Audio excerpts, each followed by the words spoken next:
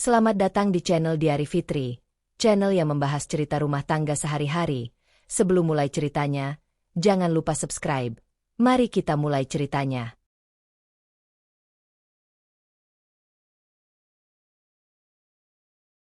Putri menatap layar ponselnya lebih lama dari biasanya.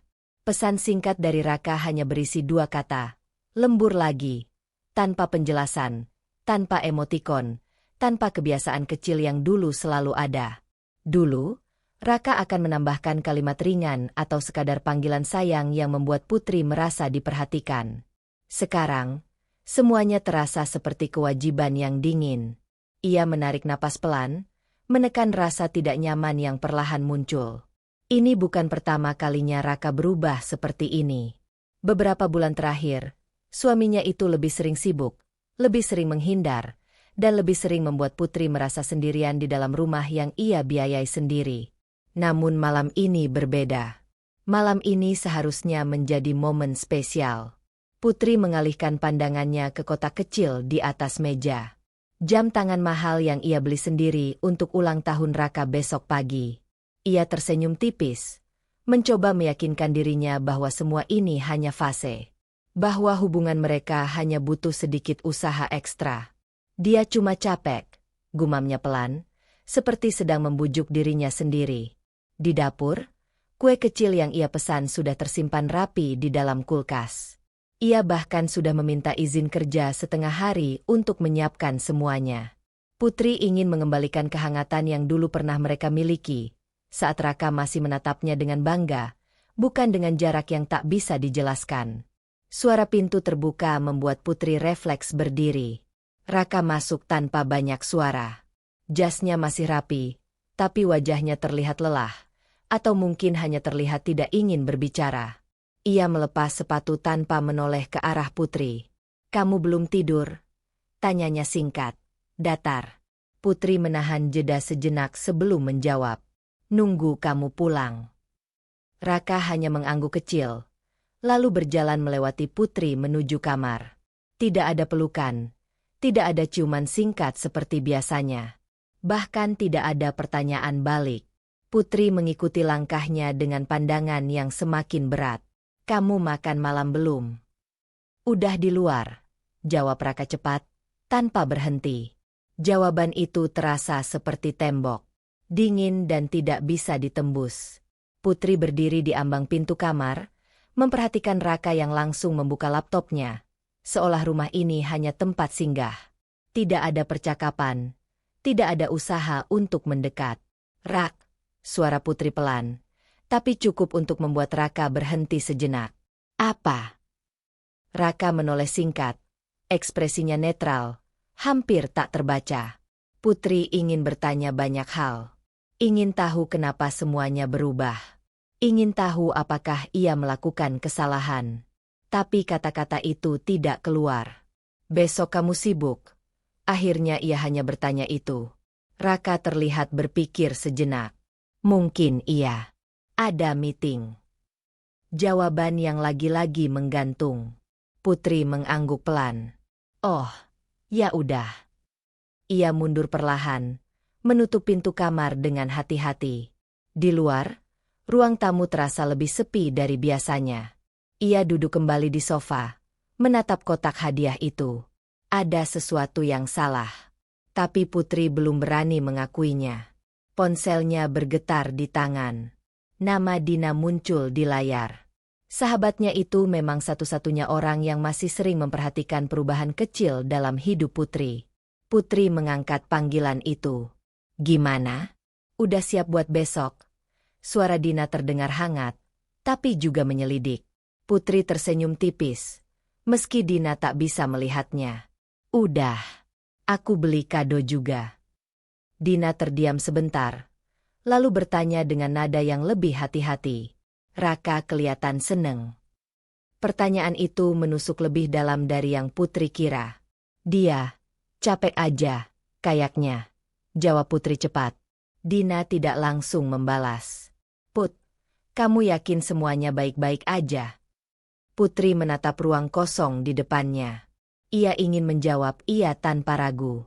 Tapi ada bagian kecil dalam dirinya yang mulai goyah. Aku cuma pengen semuanya balik kayak dulu, katanya pelan. Kadang kalau kita terlalu berusaha sendirian, itu bukan memperbaiki, tapi nutupin sesuatu yang harusnya kita hadapi, kata Dina. Suaranya tetap lembut tapi tegas. Putri menggigit bibirnya.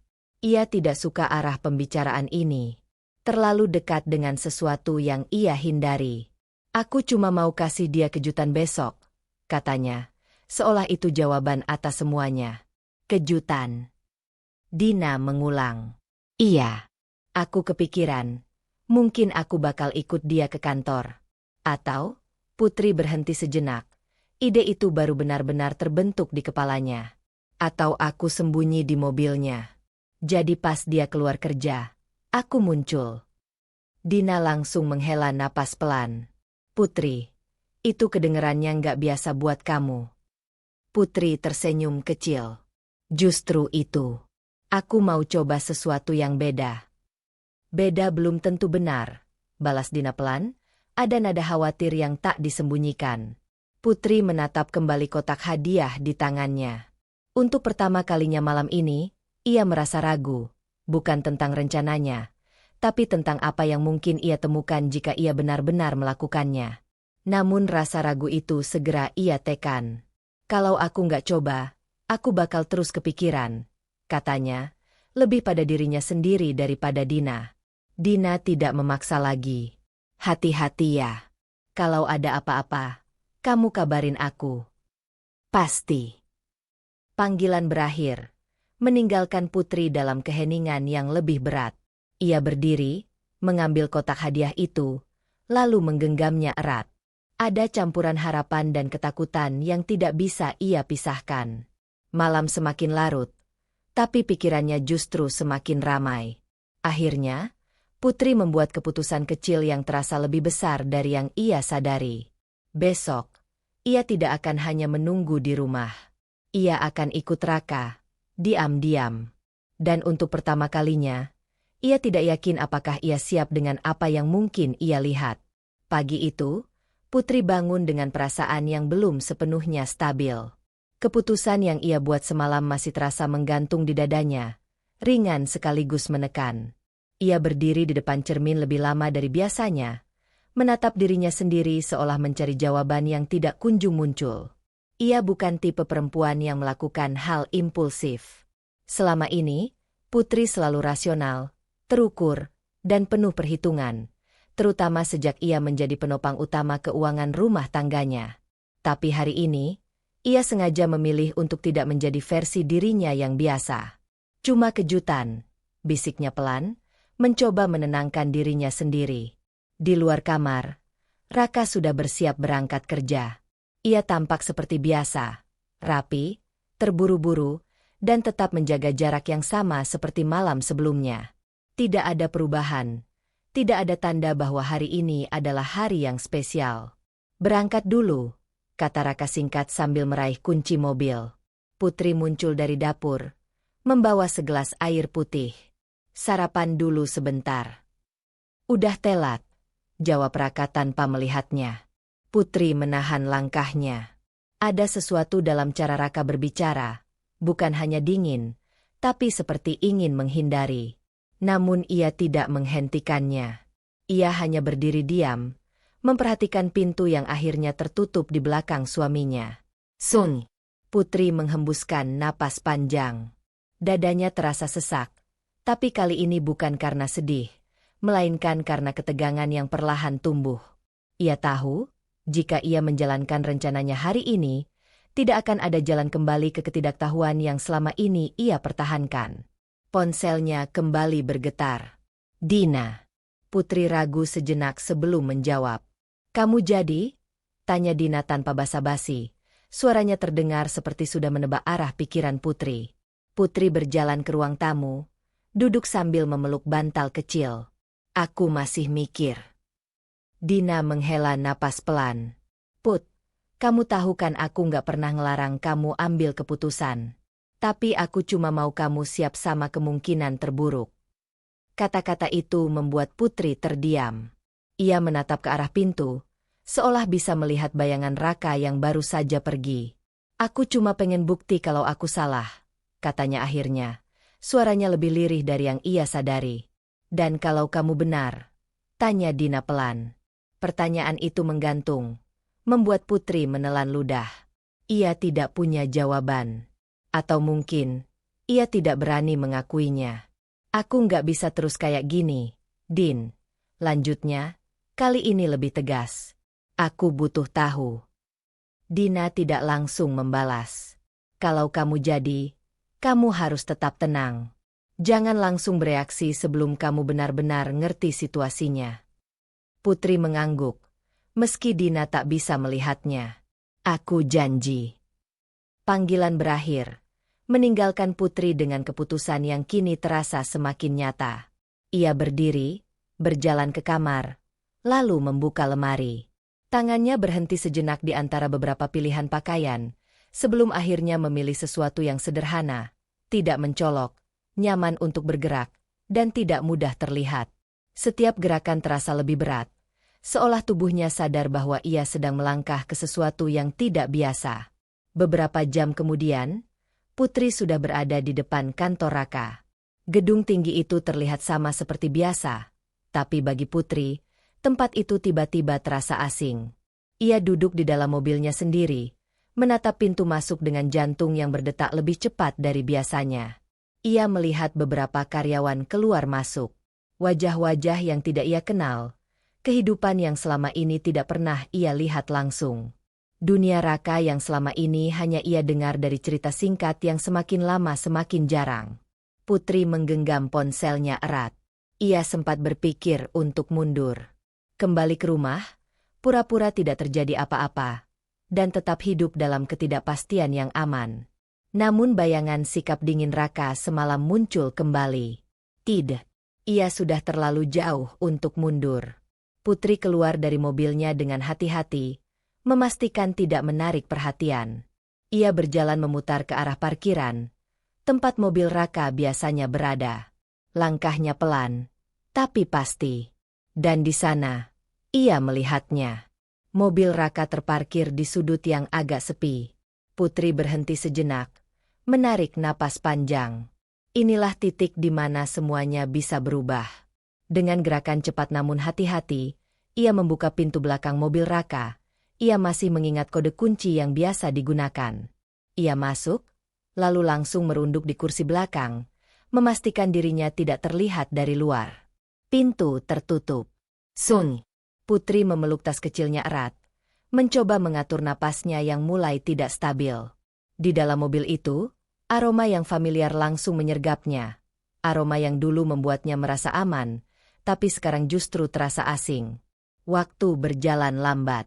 Setiap suara dari luar membuatnya menegang. Setiap bayangan yang lewat membuatnya berharap sekaligus takut. Dalam keheningan itu, pikirannya mulai dipenuhi kemungkinan-kemungkinan yang tidak bisa ia hentikan. Bagaimana kalau ini semua hanya kesalahpahaman? Bagaimana kalau Raka benar-benar hanya sibuk? Atau, bagaimana kalau Dina benar? Putri menutup matanya sejenak, mencoba menenangkan diri. Tapi semakin ia mencoba, semakin jelas satu hal yang ia sadari. Ia tidak hanya mencari kejutan untuk Raka. Ia sedang mencari kebenaran yang mungkin akan menghancurkan dirinya sendiri. Suara langkah kaki mendekat. Putri langsung menahan napas. Pintu depan mobil terbuka. Dan untuk pertama kalinya, Putri merasa bahwa keputusan kecil yang ia ambil pagi ini mungkin adalah awal dari sesuatu yang jauh lebih besar dan lebih berbahaya daripada yang pernah ia bayangkan. Pintu depan mobil tertutup dengan bunyi pelan. Tapi bagi Putri, suara itu terasa seperti dentuman yang memukul dadanya. Ia langsung menahan napas. Tubuhnya membeku di kursi belakang. Jarak antara dirinya dan Raka kini hanya beberapa puluh sentimeter.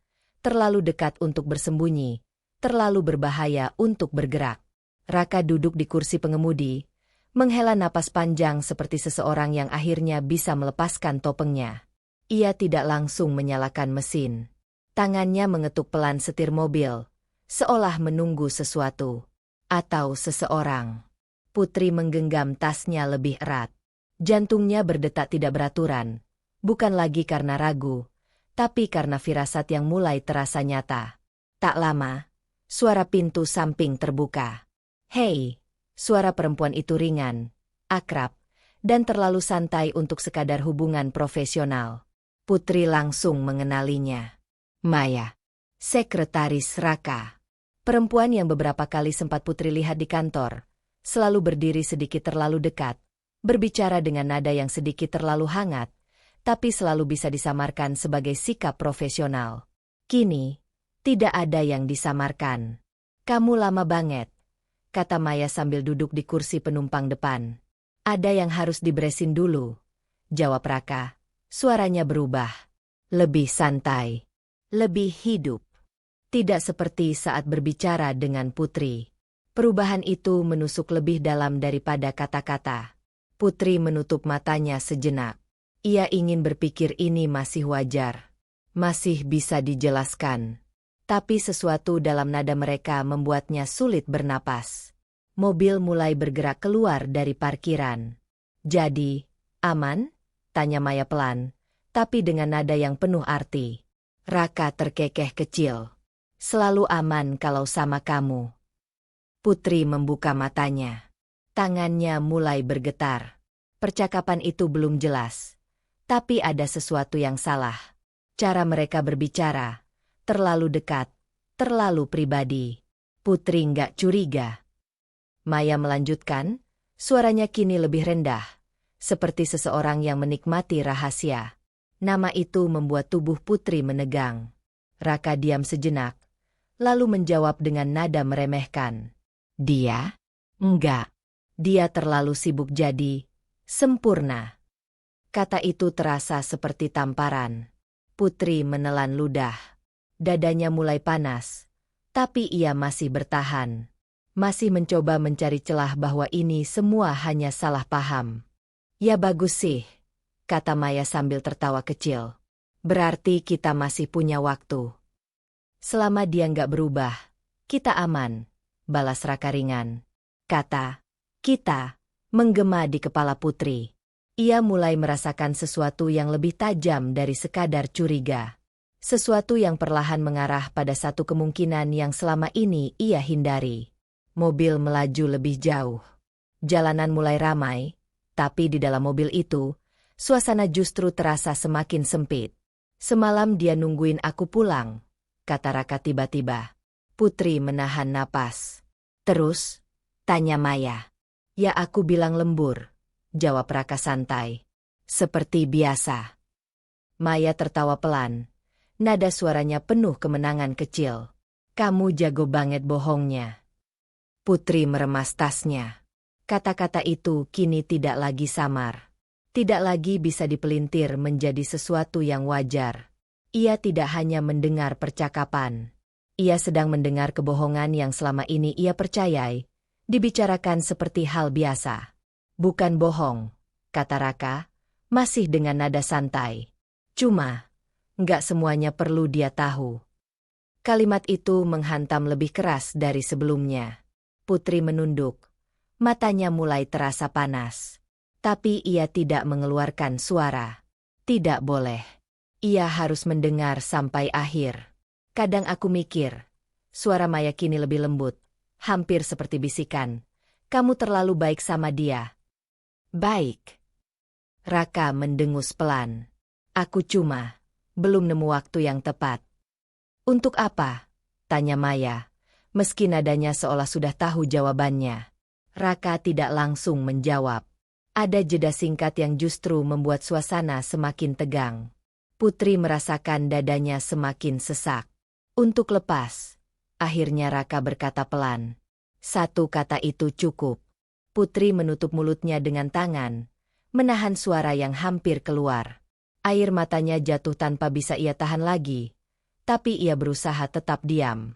Semua yang ia dengar sekarang tidak lagi bisa disangkal. Ini bukan sekadar kedekatan. Bukan sekadar salah paham. Ini pengkhianatan. Namun di tengah rasa sakit yang mulai meluap, ada sesuatu yang berubah dalam diri Putri. Bukan hanya sedih. Bukan hanya hancur. Ada kesadaran yang mulai tumbuh. Pelan, tapi pasti. Ia harus tahu lebih banyak. Bukan untuk menyelamatkan hubungan ini, tapi untuk memahami seberapa dalam ia telah dibohongi. Dengan tangan yang masih gemetar, Putri perlahan mengambil ponselnya dari dalam tas. Ia menatap layar itu beberapa detik. Ragu. Ini adalah batas. Jika ia menekan tombol itu, ia tidak akan bisa berpura-pura lagi. Namun suara tawa kecil dari depan mobil membuatnya menguatkan diri. Tanpa suara, Putri menekan tombol rekam. Dan di saat itu, ia membuat keputusan kecil yang diam-diam mengubah segalanya. Ia tidak akan lagi hanya menjadi seseorang yang tidak tahu apa-apa. Tombol rekam di layar ponsel itu menyala tanpa suara. Putri menatapnya beberapa detik, memastikan semuanya berjalan, sebelum perlahan menurunkan tangannya ke pangkuan. Jantungnya masih berdetak keras. Tapi kali ini bukan hanya karena takut ketahuan. Ada sesuatu yang berubah. Jika sebelumnya ia hanya ingin tahu, sekarang ia mulai ingin menyimpan, mengumpulkan, menyusun sesuatu yang belum sepenuhnya ia pahami, tapi terasa penting. Di depan, Raka dan Maya masih berbicara tanpa sadar bahwa setiap kata mereka kini terekam. "Kamu serius mau terus kayak gini?" Suara Maya terdengar lebih tajam dari sebelumnya, tidak lagi sekadar menggoda. "Aku lagi mikirin," jawab Raka, nada suaranya sedikit lebih berat. "Mikir terus nggak bakal bikin kamu keluar dari situasi itu." Maya menimpali cepat. "Kamu terlalu nyaman." Putri menahan napas. Kata, nyaman, terasa aneh ketika diarahkan pada pernikahannya sendiri. Raka mendesah pelan. "Ini nggak sesimpel itu, Mei. Karena dia punya semuanya." Maya menyela, kali ini dengan nada yang lebih dingin. "Atau karena kamu takut kehilangan apa yang bukan benar-benar milikmu?" Putri merasakan sesuatu seperti ditarik dari dalam dadanya. Ia tidak mengerti sepenuhnya arah pembicaraan itu, tapi setiap kata mulai terasa lebih berbahaya. "Aku nggak pernah bilang itu bukan milikku," Raka membalas, sedikit defensif. "Ya memang bukan," kata Maya tanpa ragu. "Semua yang kalian punya, itu dari dia." Kalimat itu jatuh seperti benda tajam yang menghantam lantai. Putri memejamkan mata sesaat. Untuk pertama kalinya, ia mendengar kenyataan itu diucapkan dengan begitu terang, bahwa dirinya selama ini adalah penopang, bukan hanya dalam perasaan, tapi juga dalam hidup yang Raka jalani. "Aku juga kerja," Raka membela diri, meski suaranya tidak lagi sekuat sebelumnya. "Kerja, iya," balas Maya ringan. "Tapi hidup kamu masih di bawah bayangannya." Putri membuka matanya perlahan. Tangannya masih menggenggam ponsel, tapi kini terasa lebih dingin. "Aku cuma butuh waktu," kata Raka lagi, lebih pelan. "Waktu untuk apa?" Maya mendesak. "Untuk tetap pura-pura jadi suami yang baik, sementara kamu sendiri tahu kamu nggak bahagia." Kata, "tidak bahagia," menggantung di udara. Putri merasa tubuhnya mulai lemas. Tapi ia tetap diam. Tidak bergerak. Tidak bersuara.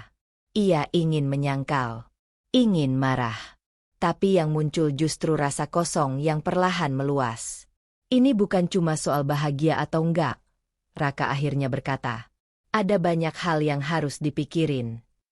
"Ya, salah satunya adalah keberanian kamu," Maya langsung menimpali. "Kalau kamu terus kayak gini, kamu bakal terus hidup di bawah dia." Nada suara Maya kini jelas, bukan sekadar dekat, tapi menekan, mendorong. Putri merasakan perubahan itu dengan jelas. Maya bukan hanya seseorang yang hadir dalam hidup Raka. Ia adalah seseorang yang mengarahkan. "Maya," suara Raka melemah sedikit, seperti mencoba menenangkan. Tapi Maya tidak berhenti. "Kamu punya hak, Rak," katanya tegas. "Hak buat hidup sesuai yang kamu mau. Hak buat lepas dari sesuatu yang bikin kamu terikat." Putri menatap kosong ke sandaran kursi depan. Kata itu terasa ironis. Ia yang selama ini memberi waktu, tenaga, bahkan finansial, justru kini diposisikan sebagai sesuatu yang mengikat. Dan kamu tahu kan, lanjut Maya, suaranya kini lebih pelan tapi lebih menusuk. Kalau kamu mainnya benar, kamu nggak akan kehilangan apa-apa. Putri langsung menegang. Tangannya yang memegang ponsel sedikit bergetar. Maksud kamu? Tanya Raka. Nadanya berubah. Lebih hati-hati. Maya tidak langsung menjawab. Ada jeda singkat yang membuat suasana semakin berat. Semua yang sekarang atas nama kalian berdua, katanya akhirnya, pelan namun jelas. Itu bisa diatur. Putri merasa napasnya terhenti. Ia tidak lagi sekadar mendengar pengkhianatan. Ia mulai mendengar rencana. Aku nggak mau gegabah, jawab Raka, tapi kali ini terdengar bukan menolak, melainkan menimbang.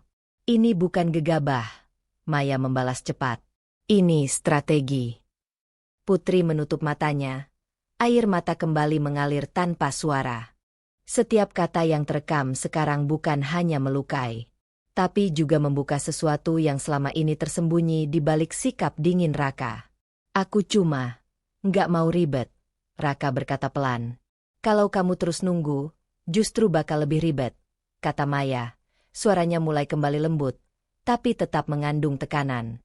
Kamu tahu apa yang kamu mau. Tinggal berani atau enggak.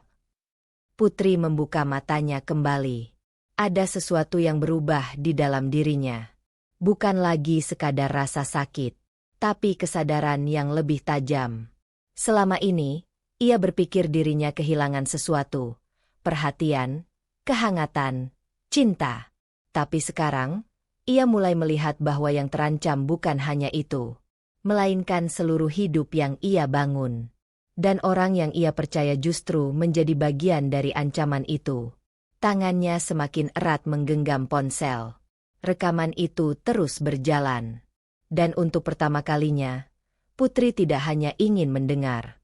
Ia ingin memastikan bahwa tidak ada satupun dari percakapan ini yang hilang. Karena jauh di dalam dirinya, mulai muncul keputusan kecil yang belum sepenuhnya ia sadari. Ia tidak akan menghadapi ini dengan air mata saja. Rekaman masih berjalan. Putri tidak lagi sekadar mendengar. Ia menyerap setiap kata dengan kesadaran yang semakin tajam. Air matanya sudah tidak deras seperti sebelumnya. Tapi justru itu yang membuat semuanya terasa lebih dingin. Lebih jelas. Di depan, Raka menghela napas panjang. Seperti seseorang yang akhirnya mengakui sesuatu yang selama ini ia pendam. Kamu nggak ngerti rasanya, katanya pelan. Putri langsung menegang. Nada itu berbeda. Bukan lagi sekadar santai atau defensif. Ada sesuatu yang lebih dalam. Sesuatu yang selama ini tidak pernah ia dengar langsung. Rasanya apa? Tanya Maya. Suaranya terdengar lembut, tapi Putri bisa merasakan arah di baliknya. Menggali, bukan menenangkan. Raka terdiam beberapa detik sebelum menjawab. Kayak, hidup di bawah bayangannya, ucapnya akhirnya. Semua orang tahu dia yang pegang semuanya. Rumah, mobil, bahkan keputusan-keputusan besar. Setiap kata itu terasa seperti serpihan kaca yang masuk perlahan ke dalam dada Putri. Ia tidak pernah berpikir bahwa semua yang ia lakukan, yang ia anggap sebagai bentuk tanggung jawab, justru dilihat seperti itu oleh Raka. Aku jadi kelihatan kayak, nggak ada apa-apanya, lanjut Raka. Suaranya semakin pelan. Putri menggigit bibirnya. Untuk sesaat, ada rasa bersalah yang muncul. Apakah ia benar-benar terlalu dominan?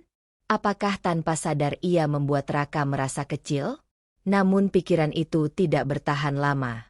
Karena yang ia dengar selanjutnya menghapus semua keraguan itu. Makanya aku bilang, kamu harus ambil alih. Maya menyela. Nadanya kembali tegas. Kamu nggak bisa terus-terusan jadi bayangan. Ambil alih gimana? Tanya Raka. Kali ini bukan menolak, melainkan ingin tahu. Putri menutup matanya sesaat. Jantungnya kembali berdegup lebih cepat. Aset itu sekarang masih campur, kan? Maya mulai menjelaskan. Suaranya tenang, terstruktur. Atas nama kalian berdua. Raka tidak langsung menjawab, tapi diamnya terasa seperti pengakuan. Nah, lanjut Maya, Itu berarti kamu punya celah. Putri membuka matanya perlahan. Tatapannya kosong, tapi pikirannya mulai bekerja lebih cepat dari sebelumnya. Ini bukan lagi sekadar percakapan emosional. Ini perhitungan. Kamu bisa pelan-pelan pindahin yang bisa dipindahin, kata Maya. Investasi, rekening, apapun yang gak terlalu mencolok. Putri merasakan tangannya semakin dingin. Ia mencoba mengingat, rekening mana saja yang memang atas nama bersama, keputusan mana saja yang ia percayakan pada Raka tanpa banyak tanya. Terlalu banyak. Aku nggak mau dia curiga, kata Raka, suaranya lebih pelan. Makanya jangan langsung, balas Maya cepat. Pelan-pelan. Dia terlalu percaya sama kamu. Itu kelebihan yang bisa kamu pakai. Kalimat itu membuat dada Putri terasa sesak. Terlalu percaya. Selama ini, ia menganggap kepercayaan sebagai fondasi. Sesuatu yang memperkuat hubungan mereka. Tapi di telinga Maya, itu hanya peluang. Aku nggak enak. Suara Raka terdengar ragu. Putri hampir ingin percaya pada keraguan itu. Tapi Maya tidak memberinya ruang. Enak atau enggak, itu soal perasaan, katanya dingin. Tapi hidup itu soal posisi. Kamu mau terus di bawah dia atau enggak? Putri menunduk. Air mata kembali jatuh. Tapi kali ini tanpa suara, tanpa ekspresi. Ia tidak lagi mencoba memahami perasaan Raka. Ia mulai melihat kenyataan. Aku cuma nggak mau kehilangan semuanya, Raka akhirnya berkata. Dan disitulah sesuatu dalam diri Putri benar-benar runtuh. Bukan karena pengkhianatan, tapi karena kejelasan. Ini bukan soal cinta yang berubah. Ini soal kepentingan yang sejak awal mungkin tidak pernah sama. Kalau kamu lakukan dengan benar, kamu nggak akan kehilangan apa-apa, kata Maya meyakinkan. Justru kamu bisa mulai dari awal, dengan aku. Hening sejenak. Putri menahan napas. Ia menunggu. Menunggu satu hal, penolakan. Atau setidaknya keraguan. Tapi yang ia dengar justru hal lain. Ya, jawab Raka pelan. Aku juga pengen itu. Kalimat itu sederhana. Tapi cukup untuk menghapus semua kemungkinan lain. Putri menatap kosong ke depan. Tidak ada lagi yang bisa disangkal. Tidak ada lagi ruang untuk berharap. Selama ini, ia mungkin sudah melihat tanda-tandanya. Sikap dingin. Jarak. Kebohongan kecil. Tapi ia memilih mengabaikan. Karena lebih mudah percaya daripada menghadapi kenyataan. Sekarang, kenyataan itu ada di depan mata. Dan tidak bisa dihindari. Tangannya masih memegang ponsel. Rekaman itu terus berjalan, menyimpan setiap kata yang kini menjadi bukti. Perlahan, Putri menarik napas dalam. Ada sesuatu yang berubah dalam dirinya lagi. Bukan hanya kesadaran, tapi arah. Jika tadi ia hanya ingin tahu, sekarang ia mulai mengerti apa yang harus ia lakukan. Namun itu belum sepenuhnya terbentuk. Masih samar. Masih berisiko. Mobil terus melaju, percakapan di depan masih berlanjut. Tapi bagi Putri, semuanya sudah cukup. Ia menekan layar ponselnya sejenak, memastikan rekaman tetap tersimpan. Lalu ia menatap lurus ke depan, meski yang ia lihat hanya sandaran kursi. Dan untuk pertama kalinya sejak ia masuk ke mobil itu, Putri membuat keputusan kecil yang terasa berbahaya. Ia tidak akan langsung keluar. Ia akan tetap di sini. Mendengar semuanya sampai akhir. Seberapapun menyakitkan itu. Putri tetap diam di kursi belakang. Tubuhnya hampir tidak bergerak sama sekali. Keputusan kecil yang ia ambil beberapa menit lalu, untuk tetap mendengar sampai akhir, kini terasa seperti satu-satunya hal yang bisa ia pegang di tengah kekacauan yang semakin nyata. Rekaman di ponselnya masih berjalan. Ia tidak lagi gemetar seperti sebelumnya. Ada sesuatu yang mulai membeku di dalam dirinya. Bukan karena ia sudah tidak sakit, tapi karena rasa sakit itu sudah melewati batas yang bisa ia tanggapi dengan cara biasa. Di depan, suara Raka terdengar lebih pelan, seolah percakapan mereka mulai memasuki bagian yang lebih serius. Kalau semuanya sudah beres, Raka berhenti sejenak. Putri langsung menajamkan pendengarannya. Berarti tinggal satu langkah lagi. Lanjutnya. Maya tidak langsung menjawab. Ada jeda singkat, tapi bukan karena ragu. Lebih seperti memberi ruang agar Raka sendiri yang mengucapkannya. Cerai, kata Raka akhirnya. Satu kata itu membuat seluruh tubuh Putri terasa kosong. Ia tidak menangis. Tidak bereaksi, hanya diam. Seolah tubuhnya menolak memproses lebih jauh. Dan kamu yakin dia nggak bakal ngelawan? Tanya Maya, suaranya tetap tenang, seperti sedang membahas sesuatu yang sudah diperhitungkan. Dia nggak akan nyangka, jawab Raka tanpa ragu. Selama ini dia percaya penuh. Putri menunduk pelan. Kata itu kembali muncul. Percaya. Tapi kali ini tidak lagi terasa menyakitkan. Justru terasa seperti kesalahan. Lagian, kalau semuanya udah atas namaku atau minimal aman, Raka melanjutkan, dia nggak punya banyak pilihan. Putri menggenggam ponselnya lebih erat. Kalimat itu jelas. Terlalu jelas. Ini bukan lagi sekadar rencana samar. Ini strategi yang sudah disusun. Aku cuma nggak mau ribet di akhir. Tambah Raka. Aku pengen semuanya bersih. Bersih buat kamu.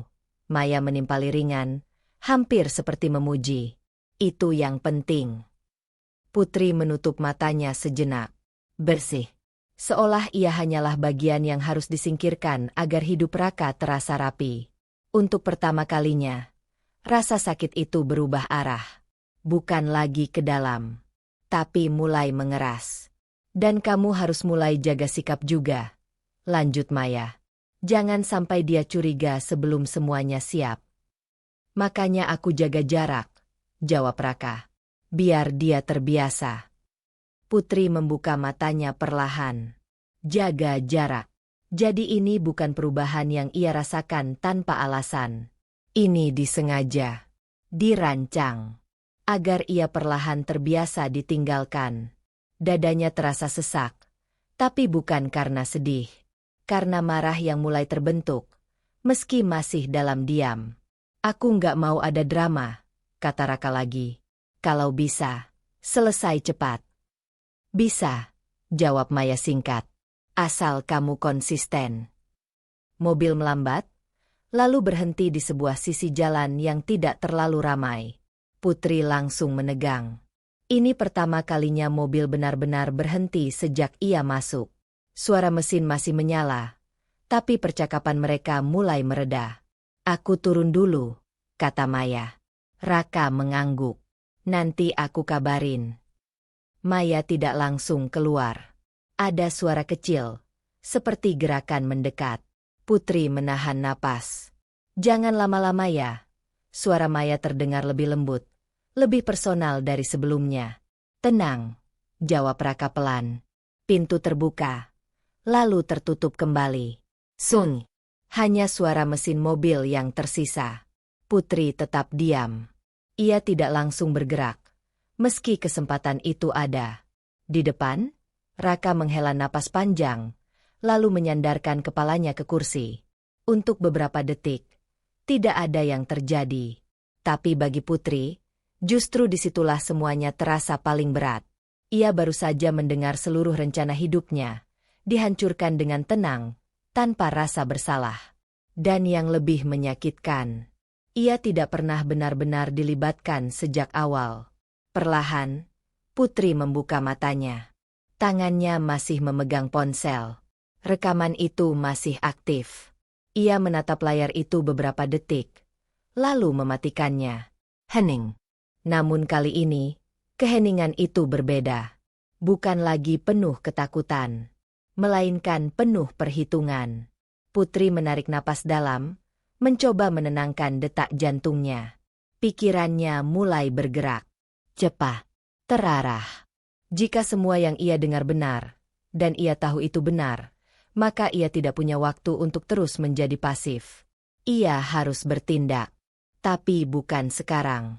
Bukan dengan emosi, melainkan dengan cara yang tidak mereka duga.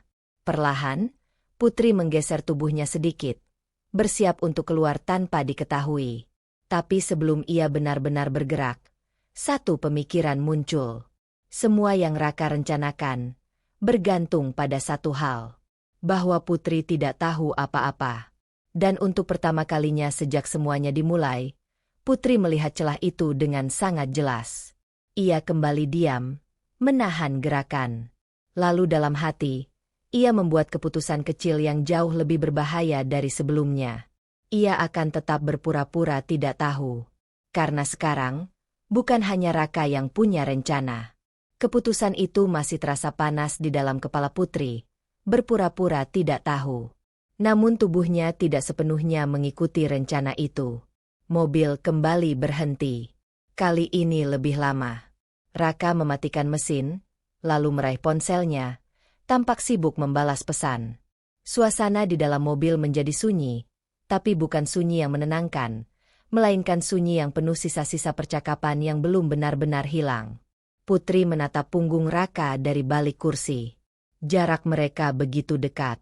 Terlalu dekat untuk semua kebohongan yang baru saja ia dengar. Dan untuk pertama kalinya sejak ia masuk ke mobil itu, Putri merasakan dorongan yang tidak bisa ia tahan lagi. Bukan untuk menangis, bukan untuk lari, tapi untuk muncul. Untuk membuat semua ini nyata. Tangannya perlahan bergerak ke gagang pintu. 1 detik. 2 detik. Ia tahu, begitu pintu itu terbuka, semuanya akan berubah. Ia tidak akan bisa kembali menjadi istri yang tidak tahu apa-apa. Namun justru itu yang membuatnya berhenti ragu. Dengan gerakan cepat, Putri membuka pintu dan keluar dari kursi belakang. Suara pintu yang tiba-tiba terbuka membuat Raka langsung menoleh. Wajahnya seketika pucat. "Putri?" Suaranya pecah, antara kaget dan tidak percaya. Putri berdiri di samping mobil, menutup pintu dengan pelan. Tatapannya lurus ke arah Raka, tanpa emosi yang bisa dibaca dengan mudah. Beberapa langkah di depan mobil, Maya masih berdiri. Ia belum benar-benar pergi, seperti menunggu sesuatu. Ketika melihat Putri, ekspresinya sempat berubah sekilas, tapi hanya sesaat. Berbeda dengan Raka yang jelas kehilangan kendali, Maya justru cepat menyesuaikan diri. "Ini," Raka terbata, keluar dari mobil dengan gerakan tergesa. "Kamu, sejak kapan di sini?" Putri tidak langsung menjawab. Ia hanya menatap Raka. Tatapan yang tidak lagi penuh tanya, melainkan penuh kepastian. "Putri, ini nggak seperti yang kamu pikirkan," Raka langsung berkata. Nadanya naik, berusaha menguasai situasi. Putri tetap diam. Ia mengalihkan pandangannya ke arah Maya.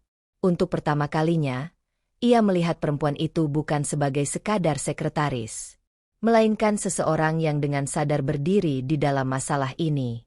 Maya membalas tatapan itu tanpa mundur. "Sepertinya ini salah paham," kata Maya tenang. Suaranya stabil, seolah situasi ini bisa dijelaskan dengan mudah. "Kami cuma lagi bahas kerjaan." Putri hampir tersenyum.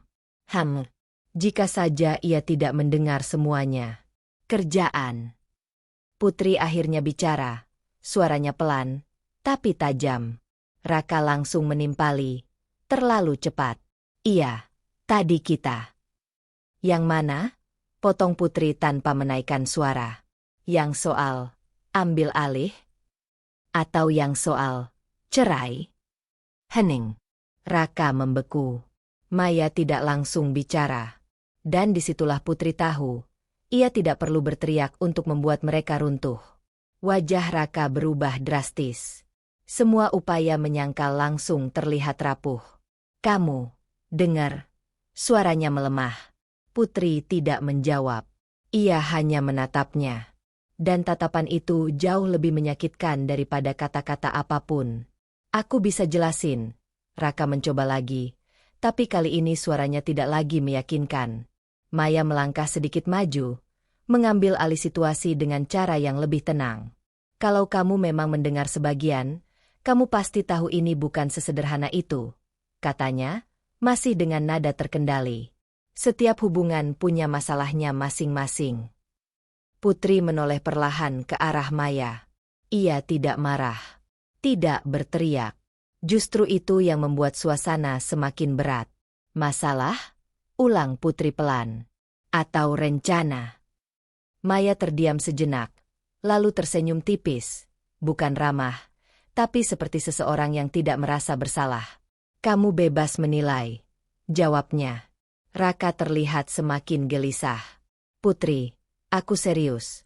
Ini nggak seperti yang kamu pikirkan. Kita cuma lagi bingung. Bingung. Putri mengulang, kali ini sedikit mengangkat alis. Atau kamu sudah tahu persis apa yang kamu lakukan? Tidak ada jawaban.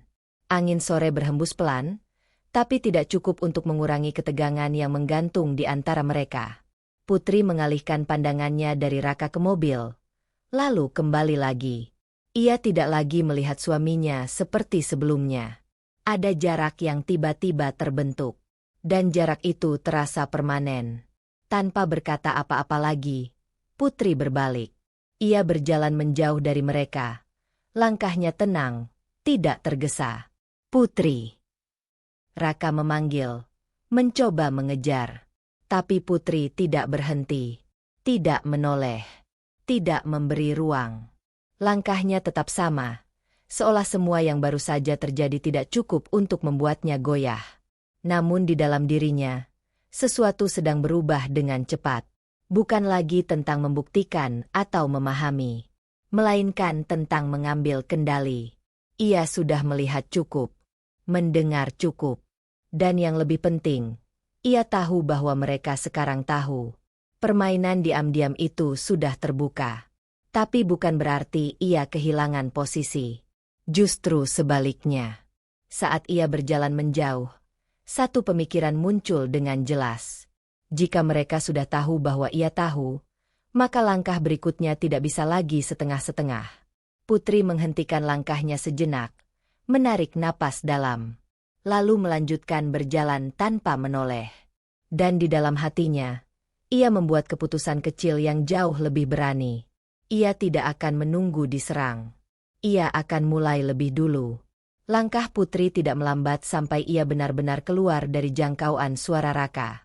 Ia tidak tahu apakah Raka masih berdiri di sana, memanggilnya, atau justru sudah diam dalam kebingungan. Yang ia tahu, untuk pertama kalinya, ia tidak merasa perlu menoleh. Jalanan di depannya terasa panjang, tapi pikirannya justru lebih cepat dari langkah kakinya. Keputusan yang ia buat tadi, untuk tidak meledak, untuk tidak memancing perdebatan, masih berputar di kepalanya. Itu bukan reaksi alami. Itu pilihan. Dan pilihan itu kini terasa semakin berat. Putri masuk ke mobilnya sendiri dengan gerakan yang terkontrol. Tangannya sempat berhenti di setir. Menggenggamnya erat sebelum akhirnya ia menyalakan mesin. Selama perjalanan pulang, tidak ada air mata. Bukan karena ia tidak ingin menangis, tapi karena ada sesuatu yang lebih mendominasi. Kesadaran bahwa ini bukan lagi soal perasaan semata. Ini soal kendali. Begitu sampai di rumah, Putri langsung masuk tanpa menyalakan lampu ruang tamu. Ia duduk di sofa dalam gelap, hanya ditemani cahaya redup dari layar ponselnya. Rekaman itu masih ada. Ia memutarnya sebentar, hanya beberapa detik. Suara Raka. Suara Maya. Cukup. Putri mematikannya kembali. Ia tidak butuh mendengar ulang semuanya untuk percaya. Ia butuh sesuatu yang lain. Perlahan, ia membuka daftar kontaknya, lalu berhenti di satu nama. Arman. Sepupunya. Seseorang yang selama ini selalu menjadi tempat Putri kembali ketika logika dibutuhkan, bukan sekadar empati.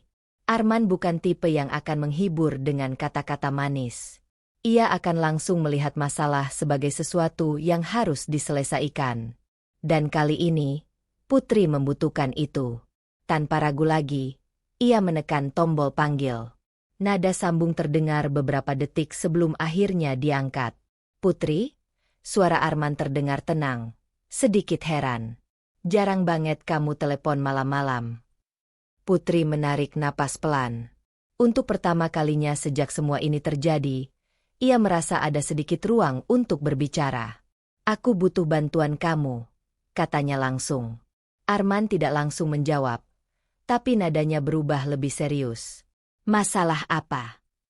Putri menutup matanya sejenak, mengumpulkan kata-kata. Raka, ucapnya singkat. Hening beberapa detik. Dia kenapa? Tanya Arman, kini lebih fokus. Putri tidak menjelaskan panjang. Ia tahu, dengan Arman, ia tidak perlu berputar-putar. Aku punya rekaman, katanya. Percakapan dia sama, sekretarisnya. Nada suara Arman berubah tipis. Isi rekamannya. Putri membuka matanya, menatap kosong ke depan. Mereka bukan cuma selingkuh, ucapnya pelan. Mereka rencanain ambil aset aku, terus cerai. Hening. Lebih lama dari sebelumnya. Putri tidak memotong. Ia tahu Arman sedang memproses. Kirim, kata Arman akhirnya. Singkat. Putri langsung mengirim file rekaman itu tanpa komentar tambahan. Beberapa detik terasa seperti menit. Putri menunggu dalam diam. Ia bisa saja menangis. Bisa saja menceritakan semuanya dengan emosi. Tapi ia memilih diam. Karena untuk pertama kalinya, ia ingin didengar bukan sebagai korban, melainkan sebagai seseorang yang sedang menghadapi masalah. Ponselnya akhirnya bergetar lagi. Arman kembali di ujung telepon. Aku sudah dengar, katanya. Suaranya lebih rendah dari biasanya. Putri menelan ludah. Jadi, ini serius, jawab Arman tegas. Dan kamu harus hati-hati mulai sekarang. Putri mengangguk pelan, meski tidak terlihat. Aset kamu sekarang sebagian atas nama bersama, kan? Lanjut Arman. Iya, jawab Putri jujur. Beberapa investasi juga. Berarti mereka nggak asal ngomong, kata Arman. Mereka sudah lihat celahnya. Putri menutup matanya lagi. Kalimat itu menguatkan satu hal yang sejak tadi ia rasakan. Ini bukan rencana dadakan. Ini sudah dipikirkan. Mulai sekarang, kamu jangan ambil langkah emosional, Arman melanjutkan. Semua harus terukur. Putri terdiam. Itu berarti ia tidak bisa langsung bertindak. Tidak bisa langsung mengakhiri semuanya. Tidak sekarang. Aku harus gimana? Tanyanya akhirnya. Arman tidak langsung menjawab. Kita balik dulu semuanya ke posisi aman, katanya. Aku akan bantu cek dokumen, rekening, semua yang bisa diamankan. Tapi kamu harus tetap, seperti biasa di depan dia. Putri membuka matanya. Seperti biasa. Artinya ia harus kembali ke rumah yang sama, berbicara dengan Raka, melihat wajahnya, seolah tidak terjadi apa-apa. Dadanya terasa berat lagi. Aku harus pura-pura? Suaranya lebih pelan dari sebelumnya. Iya, jawab Arman tanpa ragu. Kalau kamu kasih tahu sekarang kamu sudah tahu segalanya, mereka bisa bergerak lebih cepat. Putri menggigit bibirnya. Ia baru saja menunjukkan bahwa ia tahu. Di parkiran tadi, pikiran itu langsung muncul. Aku, tadi ketemu dia, kata Putri pelan. Ketemu. Arman langsung menangkap perubahan itu. Aku keluar dari mobil, lanjut Putri. Mereka tahu aku dengar. Hening lagi. Kali ini lebih berat. Berarti kita harus lebih cepat, kata Arman akhirnya. Nadanya tetap tenang tapi lebih tegas. Mereka pasti akan ubah strategi. Putri menunduk. Semua jadi lebih rumit. Ia kehilangan satu keunggulan, kejutan. Tapi ia masih punya sesuatu yang lain. Bukti. Kamu bisa lindungi aku? Tanya Putri, hampir seperti memastikan. Bukan cuma lindungi, jawab Arman. Kita balikan posisi. Untuk pertama kalinya malam itu, Putri menarik napas lebih dalam. Bukan karena lega, tapi karena ia mulai melihat arah. Aku akan kirim daftar yang kamu butuh, lanjut Arman. Mulai kumpulin semuanya. Dan Putri. Iya. Jangan percaya apapun yang dia bilang mulai sekarang. Panggilan berakhir. Putri menatap layar ponselnya beberapa detik sebelum akhirnya menurunkannya. Rumah itu masih gelap. Sun. Tapi kini, kesunyian itu tidak lagi kosong, melainkan penuh dengan perhitungan yang baru saja dimulai. Perlahan, Putri berdiri. Ia menyalakan lampu. Cahaya langsung memenuhi ruangan, memperlihatkan segala sesuatu yang selama ini terasa normal.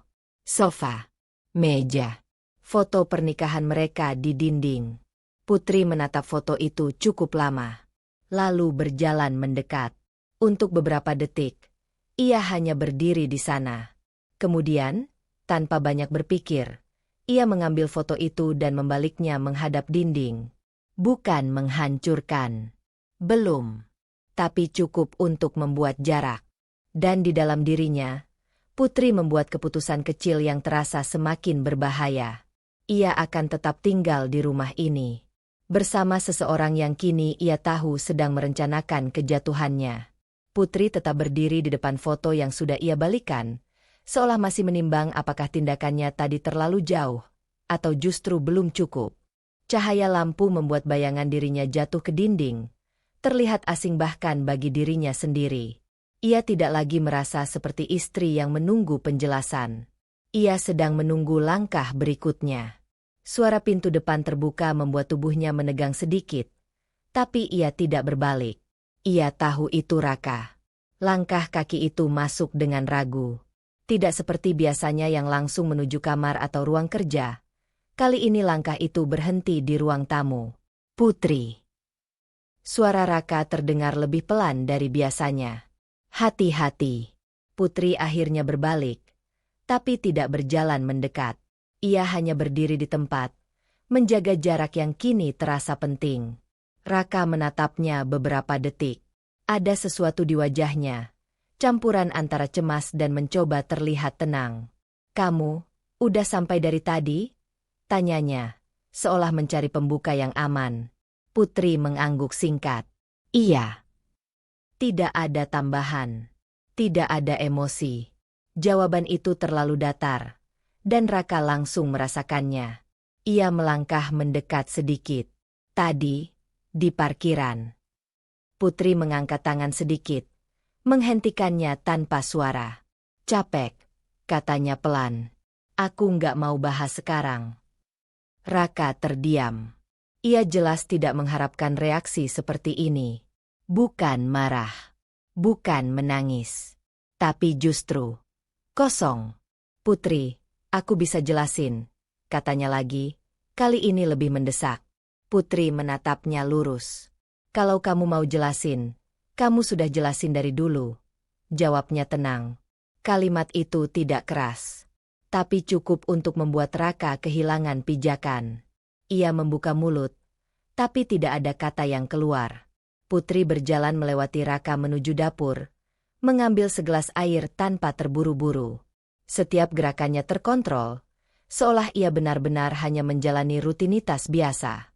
Padahal di dalam, pikirannya terus bekerja. Ia mengingat kata-kata Arman. Jangan emosional, tetap terukur. Saat ia kembali ke ruang tamu, Raka masih berdiri di tempat yang sama. "Kamu marah?" tanyanya. Suara itu lebih kecil sekarang. Putri berhenti beberapa langkah darinya. Ia memikirkan pertanyaan itu. Marah? Kalau ini kemarin, mungkin iya. Tapi sekarang, yang ia rasakan lebih dari itu. "Aku lagi mikir," jawabnya akhirnya. Jawaban itu membuat Raka semakin gelisah. "Mikir apa?" Putri menatapnya beberapa detik sebelum menjawab. "Mikir kenapa semuanya bisa sampai di titik ini." Raka langsung menghela napas, seperti menemukan celah untuk masuk. "Karena kita sama-sama sibuk, mungkin," katanya cepat. "Kita jarang ngobrol." "Jarang." "Jangan," potong Putri pelan. Raka terdiam lagi. Putri tidak menaikkan suara, tapi tatapannya berubah sedikit lebih tajam. "Jangan bikin ini jadi masalah yang netral," lanjutnya. "Ada hal-hal yang kamu tahu kamu lakukan." Hening. Raka menunduk sebentar, lalu kembali menatap Putri. "Aku nggak bilang aku nggak salah," katanya. Aku cuma lagi bingung. Putri hampir tersenyum, tapi ia menahannya. Bingung. Kata yang sama seperti di mobil. Ia tidak menjawab. Justru itu yang membuat Raka semakin tidak nyaman. Aku cuma butuh waktu, lanjut Raka. Mencoba lagi. Buat benerin semuanya. Putri mengangguk pelan. Ambil, katanya singkat. Raka tampak sedikit lega, tapi juga bingung. Maksudnya? Waktu, jawab Putri. Ambil sebanyak yang kamu butuh. Kalimat itu terdengar seperti izin, tapi nadanya tidak memberi rasa aman. Justru sebaliknya, membuat Raka tidak bisa membaca apa yang sebenarnya terjadi. Putri berjalan kembali ke arah kamar. Sebelum masuk, ia berhenti sejenak. Besok aku ada urusan, katanya tanpa menoleh. Aku keluar pagi. Urusan apa? Tanya Raka refleks. Putri tidak langsung menjawab. Ia membuka pintu kamar, lalu berkata singkat. Kerja. Pintu tertutup. Raka berdiri sendirian di ruang tamu, dikelilingi keheningan yang terasa semakin berat. Di dalam kamar, Putri bersandar di pintu beberapa detik sebelum akhirnya berjalan ke meja. Ia membuka ponselnya. Ada satu pesan masuk. Dari Maya. Nama itu muncul begitu saja di layar, tanpa basa-basi. Putri menatapnya cukup lama sebelum membuka. Aku rasa kita perlu bicara. Ini nggak harus jadi lebih buruk dari sekarang. Pesan itu singkat, tapi cukup untuk menunjukkan satu hal. Maya tidak panik. Ia masih merasa punya kendali. Putri menarik napas dalam. Tangannya tidak langsung membalas. Ia memikirkan kemungkinan. Jika ia menghindar, Maya mungkin akan mencari cara lain. Jika ia menghadapi, itu berarti membuka ruang baru yang belum tentu aman. Namun di balik semua itu, ada satu hal yang jelas. Maya bukan tipe yang akan mundur. Dan jika Putri ingin benar-benar memahami permainan ini, ia tidak bisa hanya berhadapan dengan Raka. Perlahan, Putri mulai mengetik. Ia berhenti beberapa kali, memilih kata dengan hati-hati. Lalu akhirnya, ia menekan kirim. Kapan? Satu kata. Cukup untuk membuka pintu yang lebih berbahaya. Putri menatap layar itu beberapa detik, lalu meletakkan ponselnya. Di dalam dadanya, ketegangan baru mulai terbentuk. Bukan lagi tentang apa yang sudah terjadi, tapi tentang apa yang akan ia hadapi selanjutnya. Secara langsung. Pagi datang lebih cepat dari yang Putri inginkan. Ia tidak benar-benar tidur. Sepanjang malam, pikirannya terus berputar. Tentang pesan dari Maya, tentang sikap Raka yang tiba-tiba berubah lebih lembut, dan tentang keputusan-keputusan kecil yang kini terasa seperti langkah di atas garis tipis. Putri bangun tanpa menyentuh sisi tempat tidur Raka. Ia sudah terbiasa menjaga jarak, bahkan sebelum semuanya terbongkar. Tapi kali ini berbeda. Jarak itu bukan lagi karena perasaan yang memudar, melainkan karena kesadaran yang tumbuh. Saat keluar dari kamar, Raka sudah duduk di meja makan. Pagi, sapanya, berusaha terdengar normal. Putri mengangguk singkat. Pagi. Ia tidak duduk, tidak juga menyiapkan sarapan seperti biasanya. Ia hanya mengambil tasnya. Kamu jadi keluar? Tanya Raka, mencoba membuka percakapan. Iya. Perlu aku antar? Putri berhenti sejenak, lalu menggeleng. Enggak usah. Jawaban itu tidak keras, tapi cukup untuk menutup ruang. Raka tidak memaksa. Ia hanya memperhatikan Putri yang berjalan keluar tanpa menoleh. Di dalam mobil, Putri menarik napas panjang sebelum akhirnya menghidupkan mesin. Ada perasaan aneh, seperti meninggalkan sesuatu yang dulu penting, tapi sekarang tidak lagi punya makna yang sama. Ia langsung menuju kantor Arman. Gedung itu tidak besar, tapi cukup tenang, jauh dari keramaian yang selama ini menjadi latar hidupnya. Putri masuk tanpa banyak bicara dengan resepsionis, langsung menuju ruangan Arman yang pintunya setengah terbuka. Arman sudah duduk di dalam, dikelilingi beberapa dokumen. Begitu melihat Putri, ekspresinya langsung berubah serius. "Kamu datang lebih cepat," katanya. Putri masuk dan langsung duduk di depan meja tanpa basa-basi. "Kamu sudah cek?" Arman tidak langsung menjawab. Ia menarik satu map dari tumpukan di depannya, lalu mendorongnya ke arah Putri. "Lihat ini dulu." Putri membuka map itu perlahan. Matanya langsung bergerak cepat membaca. Beberapa dokumen rekening, data investasi, dan satu hal yang langsung membuat dadanya menegang. Nama Raka tercantum di beberapa aset yang selama ini ia pikir sepenuhnya miliknya. "Ini," suara Putri pelan, hampir tidak terdengar. "Sebagian sudah diubah jadi atas nama bersama," kata Arman, nadanya datar tapi tegas. "Dan ini bukan baru kemarin." Putri menatap halaman itu lebih lama. Tanggal-tanggal di sana jelas. Beberapa bulan lalu. Bahkan ada yang lebih lama. "Dia sudah mulai dari dulu?" tanyanya. Suaranya kini lebih berat. Arman mengangguk. "Ini bukan rencana mendadak," katanya.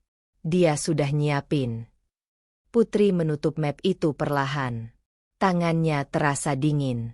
Untuk beberapa detik, ia tidak bicara.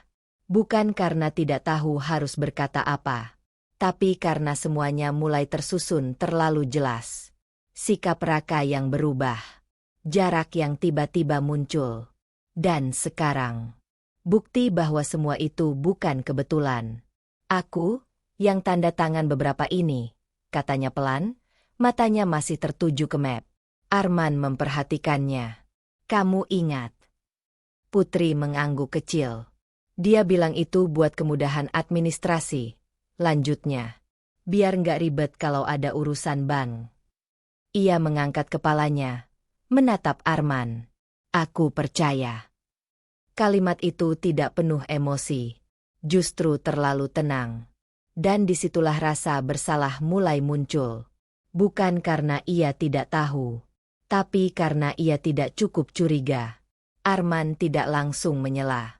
Ia memberi ruang. "Ini bukan salah kamu," katanya akhirnya. Putri menggeleng pelan. "Ini tetap keputusan aku," balasnya. "Aku yang kasih akses. Aku yang gak ngecek lagi." Ia menarik napas dalam. Ada dorongan untuk menyalahkan diri sendiri, untuk merasa bodoh, untuk mempertanyakan semua pilihan yang pernah ia buat. Tapi dorongan itu tidak bertahan lama. Karena ada sesuatu yang lebih kuat muncul setelahnya.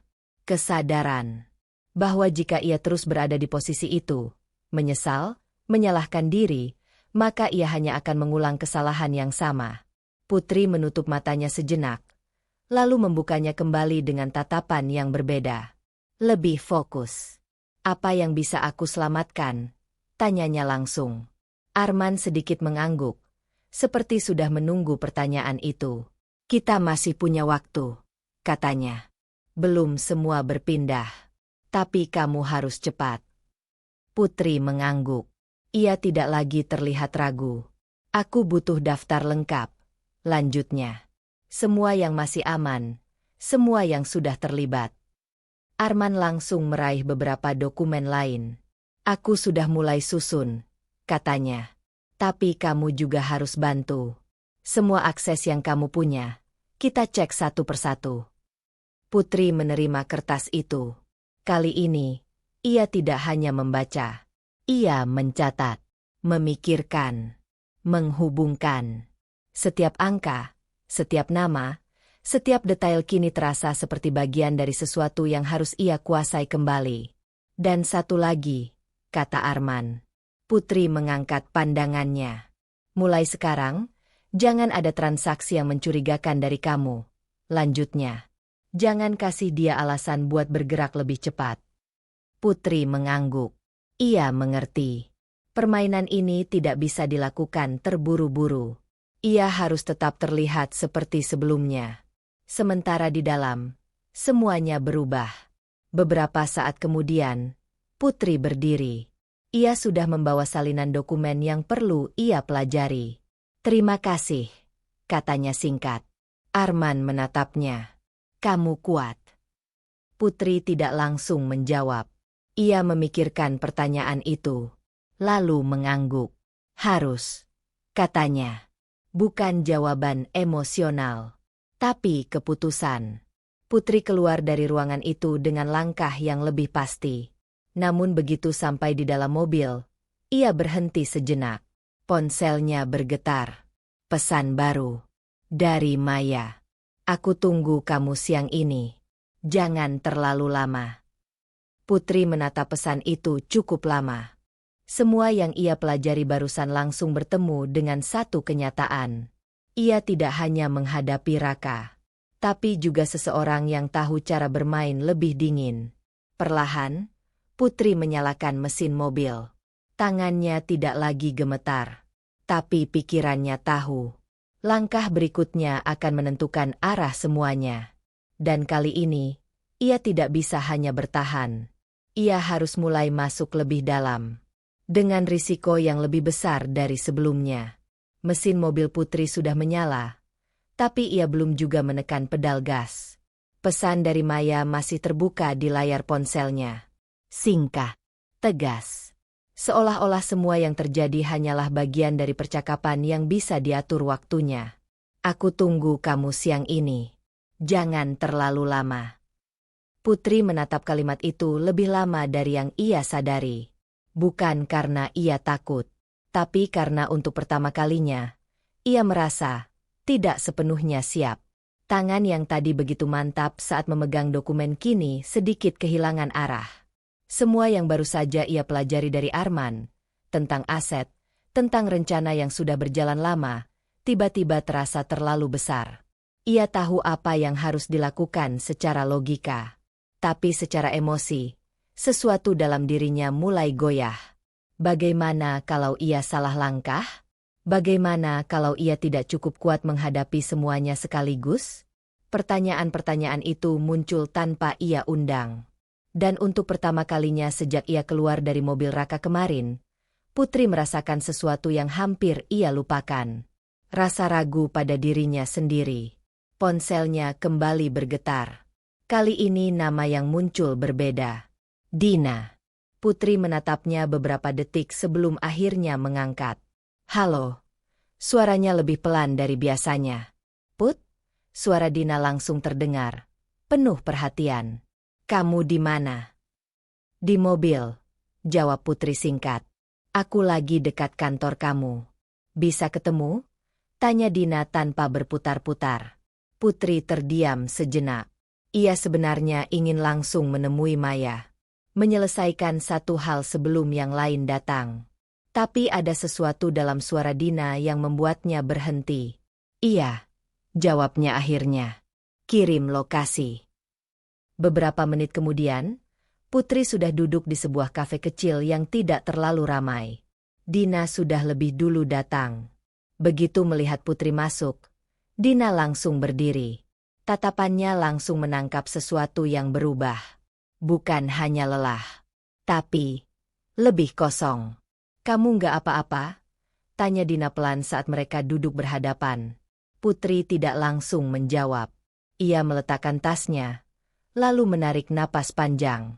Aku tahu semuanya, katanya akhirnya. Dina tidak kaget. Ia hanya mengangguk kecil, memberi ruang. Putri kemudian menceritakan.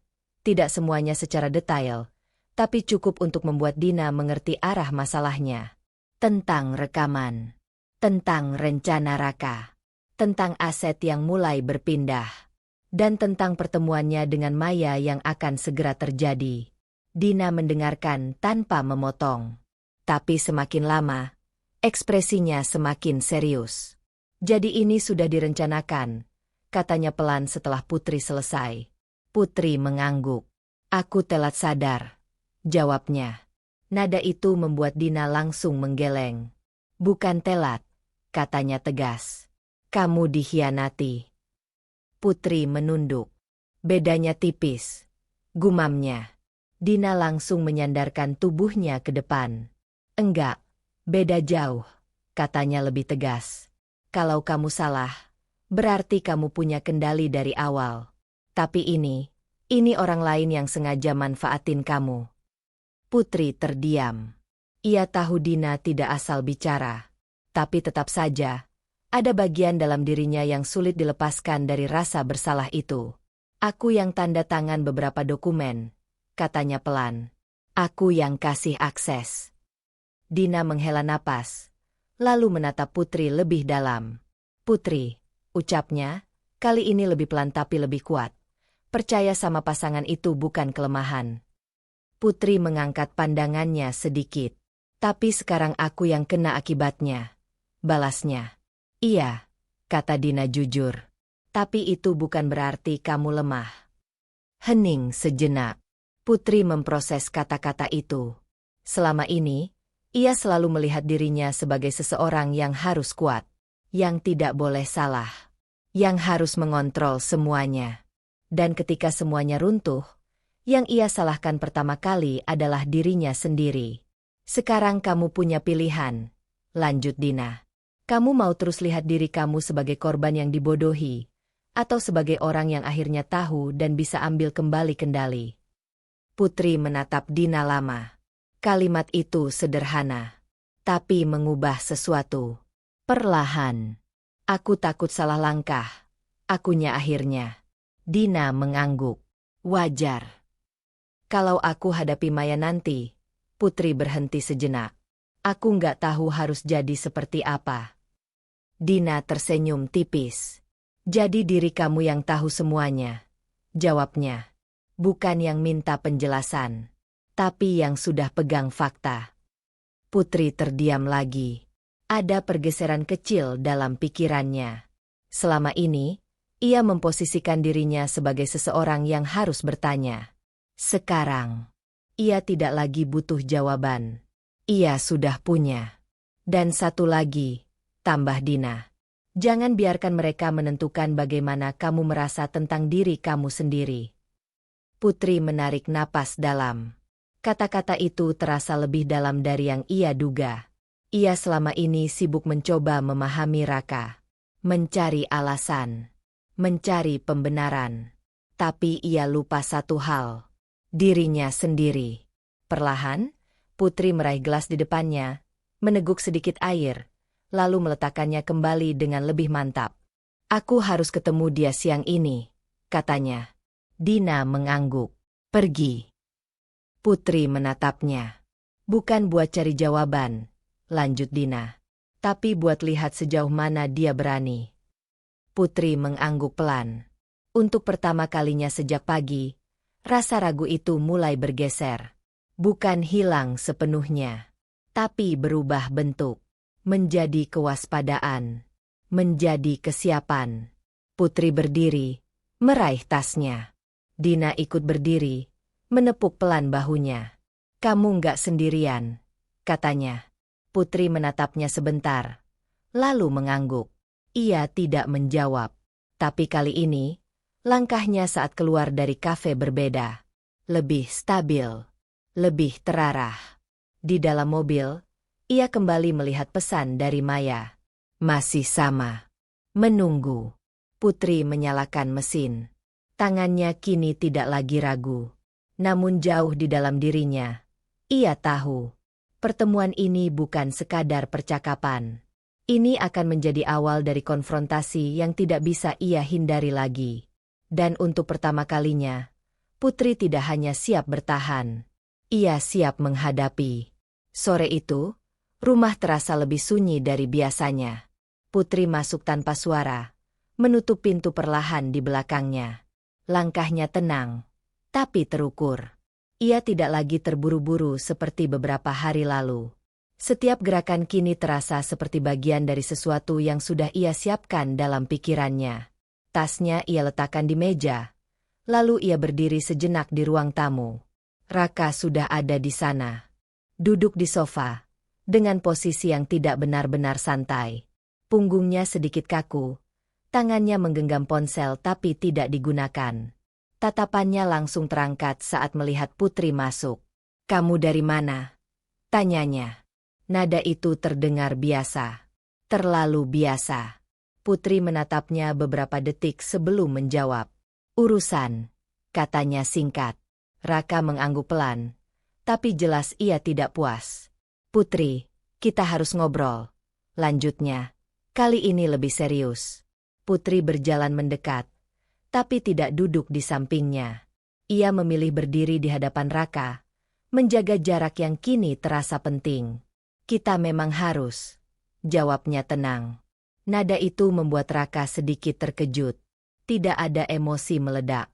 Tidak ada tekanan yang biasanya ia harapkan. Justru itu yang membuatnya tidak nyaman. Aku mau jelasin soal tadi. Raka mulai. Putri mengangkat tangannya sedikit. Dengerin dulu, katanya.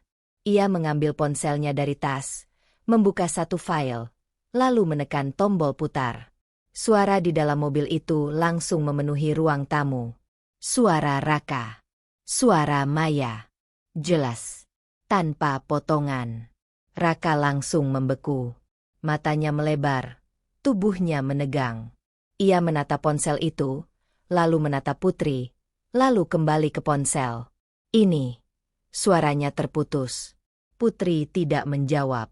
Ia membiarkan rekaman itu berjalan beberapa detik lagi. Cukup untuk memastikan tidak ada ruang bagi penyangkalan. Lalu ia mematikannya. Hening. Lebih berat dari sebelumnya. Kamu rekam? Akhirnya Raka berkata. Suaranya berubah tajam. Putri menatapnya lurus. Iya. Tanpa sepengetahuan aku. Nada Raka naik. Putri tidak bereaksi terhadap nada itu. Tanpa sepengetahuan aku, kamu rencanain semuanya. Balasnya datar. Kalimat itu menghantam. Raka terdiam sejenak, lalu mengalihkan pandangannya. Itu, nggak seperti yang kamu pikirkan, katanya, mencoba kembali ke pola lama. Putri tidak bergerak. Yang mana? Tanyanya tenang. Bagian, ambil aset? Atau bagian, cerai? Raka menelan ludah. Ia membuka mulut, tapi tidak langsung menjawab. Putri, kamu harus lihat ini dari sudut pandang aku juga, katanya akhirnya. Putri sedikit mengernyit, bukan karena bingung, tapi karena ia sudah menduga arah ini. Sudut pandang? Ulangnya. Aku tertekan, kata Raka cepat. Aku merasa nggak punya posisi di rumah ini. Putri diam. Ia mendengarkan. Bukan untuk memahami, tapi untuk memastikan. Kamu yang pegang semua, lanjut Raka. Keputusan, uang, semuanya. Aku cuma ikut. Nada itu terdengar seperti pembelaan.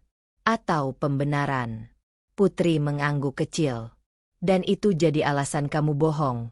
Tanyanya. Raka langsung menjawab. Aku nggak bilang itu benar. Tapi kamu juga harus ngerti. Enggak, potong Putri pelan. Raka terdiam. Putri menatapnya dengan lebih dalam.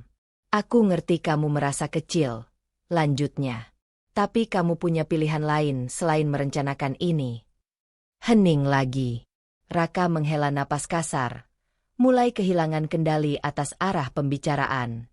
Kamu nggak tahu rasanya, katanya lebih keras. Hidup di bawah orang lain terus. Putri tidak tersentak. Ia tetap berdiri di tempatnya. Jadi kamu pilih jadi orang yang nyakitin? Tanyanya. Kalimat itu tidak keras, tapi tepat. Raka menatapnya. Kali ini dengan campuran marah dan frustasi. Aku cuma mau hidup yang lebih seimbang, katanya. Putri hampir tersenyum. Dengan cara ambil yang bukan hak kamu, balasnya. Raka langsung terdiam. Tidak ada jawaban cepat kali ini. Ia mulai goyah. Terlihat jelas. Aku nggak niat sejauh itu, katanya pelan. Putri menggeleng kecil. Kamu sudah sampai sejauh itu, jawabnya. Suasana kembali hening. Tidak ada lagi yang bisa diputar-balikan. Semua sudah terlalu jelas. Putri menurunkan ponselnya, lalu berjalan sedikit menjauh, memberi ruang di antara mereka. Ia tidak merasa perlu mendekat lagi. Sekarang kamu mau apa? Tanya Raka akhirnya. Suaranya lebih rendah. Putri berhenti. Pertanyaan itu sederhana. Tapi jawabannya tidak bisa sembarangan. Ia memikirkan sejenak. Bukan karena ragu, tapi karena ia ingin memastikan setiap langkahnya terukur. Aku mau semuanya jelas, katanya akhirnya. Jelas gimana? Putri berbalik, menatapnya lagi. Semua yang kamu sudah lakukan. Lanjutnya. Aset, keputusan, semuanya. Raka langsung terlihat tegang. Itu bisa dibahas, katanya cepat. Putri mengangguk. Memang harus. Nada itu membuat Raka kembali tidak bisa membaca posisinya. Tidak ada ancaman langsung. Tidak ada keputusan besar yang diumumkan. Justru itu yang membuatnya semakin tertekan. Putri berjalan menuju kamar, tapi berhenti di ambang pintu. Dan satu lagi, katanya tanpa menoleh. Raka menunggu. Mulai sekarang, jangan bohong lagi, lanjut Putri pelan. Karena aku sudah tahu cara kamu bohong. Pintu tertutup. Raka tertinggal di ruang tamu, dengan wajah yang tidak lagi punya arah jelas. Di dalam kamar, Putri bersandar di pintu, menarik napas dalam. Ia tidak menangis. Tidak lagi. Namun ia tahu, konfrontasi ini belum selesai. Ini baru membuka semuanya. Dan di dalam dirinya, Putri membuat keputusan kecil berikutnya. Ia akan membawa ini ke tahap yang tidak bisa lagi dibatalkan. Keputusan itu tidak lagi terasa seperti ancaman di kepala Putri. Ia sudah menjadi langkah nyata. Pagi itu, Putri duduk di hadapan Arman, bukan lagi sebagai seseorang yang mencari saran, melainkan sebagai seseorang yang sudah menentukan arah. Map berisi dokumen ada di atas meja, terbuka, rapi. Nama Putri tercantum jelas di setiap halaman, bersama dengan rincian yang selama ini menjadi bagian dari hidupnya. Aset, kepemilikan, dan semua yang kini berubah makna. Kalau kamu tanda tangan ini, prosesnya langsung berjalan, kata Arman. Suaranya tenang seperti biasa, tapi lebih tegas dari sebelumnya. Putri menatap dokumen itu. Tidak ada getaran di tangannya. Tidak ada keraguan yang mengganggu seperti sebelumnya. Ia sudah melewati fase itu. Semua sudah siap? Tanyanya. Arman mengangguk. Bukti rekaman cukup kuat. Ditambah dengan pergerakan aset yang mencurigakan, posisi kamu jelas. Putri menarik napas dalam. Dulu, kata cerai terasa seperti sesuatu yang jauh, menakutkan, dan penuh ketidakpastian. Sekarang, kata itu justru terasa seperti satu-satunya jalan yang masuk akal. Kalau dia melawan, tanya Putri. Arman sedikit menyandarkan tubuhnya. Dia pasti akan mencoba, jawabnya jujur. Tapi dia juga akan pikir dua kali kalau tahu kamu pegang bukti. Putri mengangguk pelan. Ia tahu Raka. Ia tahu ego suaminya. Dan justru karena itu, ia tahu Raka tidak akan menyerah begitu saja. Putri meraih pena di meja.